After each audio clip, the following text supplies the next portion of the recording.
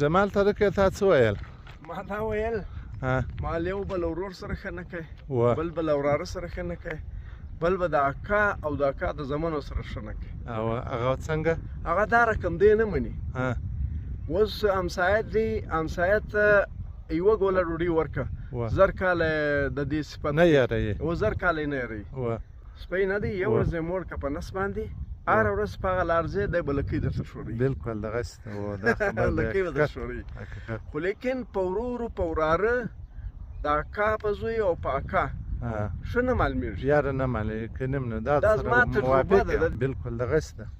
د اکا په زوی د اکا په زمنو 20 کاله یې په کور کې کښېنو، پرایه وله پوه که تعلیم په وکړه، تعلیم په وکړه، ډاکټر ځینې جوړ کړه، کپړې پرې کوه ور جوړوئ. له هغه بعده وروره پیسې ورکړه، تجارت په وکړه، خان ځینې جوړ کړه. لیکن د یوې پیسې فایده نه لري، بلکې پر تا به شاهدي وایي چې دا سړی غلط دی، دا ناروا دی، د دې څه لرې ګرځي.